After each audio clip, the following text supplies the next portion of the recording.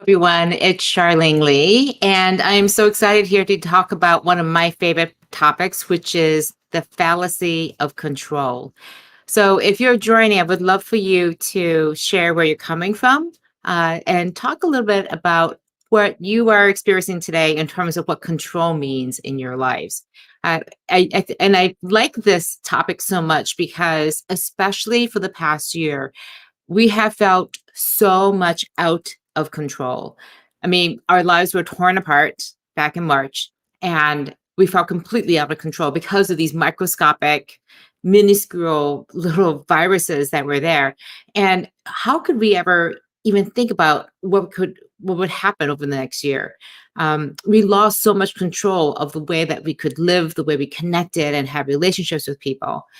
And especially, I think this is a really hard time for leaders, which is why I want to talk about this. Because if we ever thought that we were actually in control, then what we saw over the past year completely torn that to shreds. We are ever actually never in control. And so I think about this as the fallacy of control. And what I'll talk about today is really feeling how we get that sense of control back and to reframe it in the words of agency, in the words of empowerment. But what does it really truly mean to be in control? So I just want to say hello to a couple of people who I see just joining. Hey, Jay, great to see you. And I love what he's saying right now. What he's sharing is he's watching from Rockford and feeling that everything's under control for now, especially being fully vaccinated. So totally agree with you. The perspective on the world completely changes when you feel like you're vaccinated and you can go out into the world again and not be so afraid.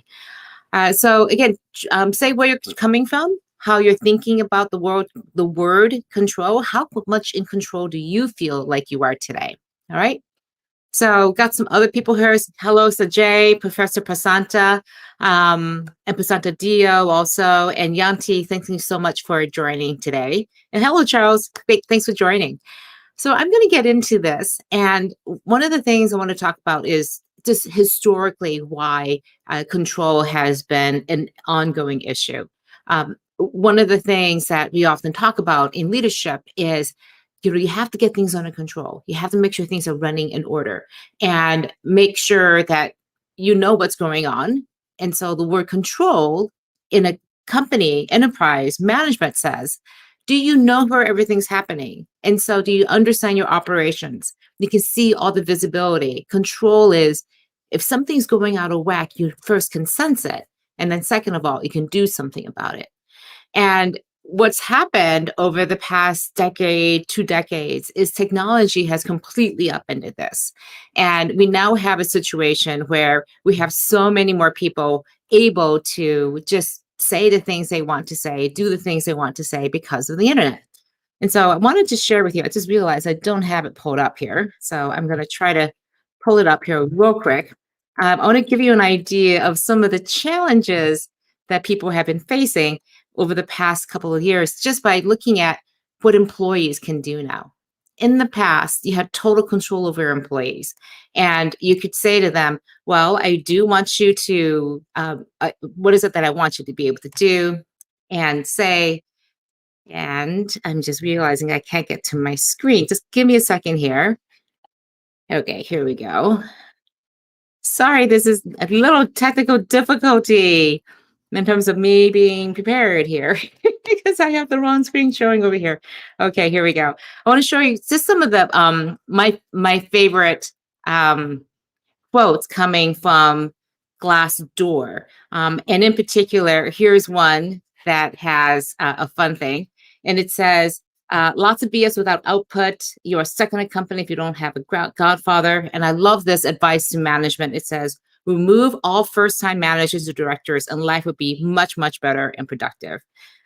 Here's another one that goes, and let's see if I can get over to it.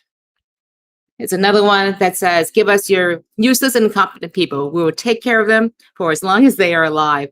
Become part of the furniture, lose your guts to move out, and become incompetent like the management. These are some pretty harsh words. And one of the things that I think about when we see these kinds of things happening, it's just a total reminder that we are not actually in control of people. So we like to think that we can really control what our brand image looks like, what people are saying. And there's a stark evidence every day, constantly, reviews from your customers, the feedback from employees, just the internet and Facebook conversations that are happening between people, that you realize that you are not in control of this at all. When the whole internet was starting, I would get all these leaders, CEOs, chief marketing officers, just leaders constantly asking. People were saying all these nasty things about me. How do I make it go away? How do I stop it? I feel so completely out of control, and they can't. The only thing you can do is to do more good work so that all of that stuff goes away. And I think this is one of the biggest challenges right now, is how do we get back a semblance, not of control, as I like to think of it, but more the idea of command. How do I feel like I can say something, do something, and something will happen on one end? How do I sense that actual sense of control to get things done, to get the jobs done that need to be done without actually being in control? So this is the way that I think about it. Is it better, think about it from the military point of view. Is it better to have a general, and you're thinking you're the head of the troops there, commanding and controlling people, sending them into battle and controlling them? Or do you actually want them because out of the sense of duty and loyalty and passion for the purpose, for the mission, they run into battle waiting for your command to say, where do you go? And I think that's the key for understanding the fallacy of control, is you naturally need to think about this in a very different way. So before I get into the way to think about that, I just want to say hello to a couple of people. Lots of people joined from all over the place. So we have Karim coming in. Humberto, hello. Thank you so much for joining. Sajda, thank you for joining. Oscar from Bolivia. Nishita, Nino from Colombia. Dr. M, Professor Shipa coming from India. Nicola from Serbia, and Lynn, who says, using a critical authority, this is what control is, to sort out the wheat from the chaff. What's important, what's not. So thank you for sharing that, Lynn. So let me get into what it means to be in control. And to do this, I'd like you to think about what it means to be a leader. Think about who's like a great leader in your mind, and think about what that person looks like, the words that come to mind. They're probably very inspirational, visionary, they're confident, they're commanding, they're in control. They're demanding, they expect high levels of performance, and they're eloquent. They may say things like, failure is not an option. You just got to go out there and win. And they're powerful. And in many ways, that's our characterization. That's the idealized version of a leader. But now think about the actual leaders in your life, the people who have really made a big difference, the people who if you were given the chance to work with again, you would jump at that opportunity. We've all had the opportunity to work with these leaders. Sometimes they may be our current leader, maybe our first manager, it could be a coach. Just think of that person. And when you think of them, you probably don't remember what they did or said, but you remember how they made you feel. And that points to the truism of leadership, is that it is a relationship between people who aspire to lead and create change, and the people who are inspired by them to follow them into this change. And that is the key difference, I think, here. There's no control going on there. I mean, relationships aren't controlled, they are built. Think about the best relationships in your life. Do you control them? Let's say you're married or in a relationship with somebody. Don't you dare say that you're in control of that relationship, because just give it up, you're not. And we know that relationships in general are never perfect. And in the same way, leadership is never perfect in that way too. So because it's a relationship, it's constantly changing and growing and morphing into something new and hopefully better. So this is the way I think about control. that if you were in a relationship, a true, deep relationship, a leadership and a followership relationship between leaders and followers, you would never want to think about that from the context of control. And when you're thinking about your own particular life and a leader, then what are the ways that you are exerting a sense of control, but more importantly, a sense of relationship and a level of trust in the relationship that gives you confidence that when you together decide that this is the place to go, that this is the place that you want to head in order to fulfill the strategy to achieve your objectives, everybody will follow you. You're aligned together to achieve that. So I want to say hello to a couple more people, and then we'll go into talking about some things that you can do to develop this stronger sense of relationship to replace the need to be in control. And I encourage you to ask any questions that you may have. We got plenty of time to be able to do that too as well. So I want to say hello to Mary Beth from San Diego and Eckert from right here in San Francisco. Hi, Eckert. Hello, neighbor. Nasir from Pakistan and Sagun from Nigeria. And let's see, and we just had Brenda actually have a great word that I wanted to add. What she was saying is when you think about those leaders, how do they make you feel? She said trusting. And I really love that. And Brenda just added a new comment here. Words match actions. And if there is vulnerability to say different, to deepen trust. And Brenda, that is such a great segue into some of the things that I want to talk about today about how do you actually develop this stronger sense of trust, of deeper relationship, again, to replace that need to be in control. And the first thing is that area, which is actually about vulnerability. This is not something that most leaders are comfortable doing, admitting that they don't know what the answer is, that they are vulnerable, that they're prone to make mistakes. So many leaders have said to me, I can't say that. I'll look weak. I'll look soft. Vulnerability is a softiness. And I need to be strong. I need to be out there knowing all the answers and charging ahead. But you may not. You may not have all the answers. And this is my first area, which is to get out of your comfort zone and admit that you don't have all the answers. And that is, instead of knowing all the answers, you might actually further the relationship further by saying, I don't have the answers. I have a lot of questions. And together we can figure out the path forward. That does two things. First of all, it relieves you of all the responsibility of having to know what the answer is all the time. The second thing is you can bring in all these other people on your team, across the company, even outside of the company, to help you find the right answer. And it also creates a strong sense of agency, of empowerment, of ownership of the problem amongst everybody else. It fundamentally changes the relationship that you have. I think the second thing I would say is to really move out of your comfort zone in this way. The more that people can see that you are out of your comfort zone yourself, the more they will say, oh, it's okay for me to be out of my comfort zone.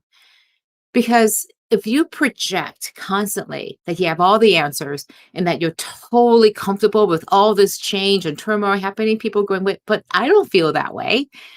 But when they can see and empathize, and you can empathize with them, that this is hard, that the change we're going through is difficult, and we're going to go do this together, they don't feel so alone. You won't feel so alone.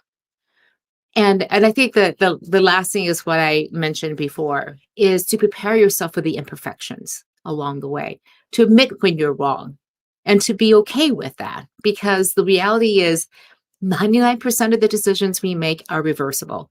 So we can go forward with a decision, but if we realize it's wrong, then we can always go back. All right, so I've been seeing a bunch of different comments coming in through here. Let's see what's going on here. So Mohammed, thank you for joining from India. And Precious coming from South Africa. Somebody was coming from Lisbon, and Mohammed from India. And Mohammed also, Mohammed from India too as well. Let's see. I have a question here. So one of the Dr. M had this great quote. He said that the leader that they really admire is had the power to listen extremely well. And when he went to him, he would listen, and then they would sort out the problems, and then he would be able to go and, well, just talking about it, I assume, was able to actually work out the problems himself. Here's another comment from Charles. Thank you so much for this. Real leaders put service and support first, and their actions speak, and the followers observe and depict or reciprocate what is expected. A sense of accountability and mutual respect is established. Yeah, Charles, what you're talking about there is this whole idea of credibility. I was taught this by Jim Kouzes and Barry Posner, and they write, who are the co-authors of the Leadership Challenge, one of my favorite leadership books. And Jim would talk to me constantly about it is all about credibility, how you build it, how you use it.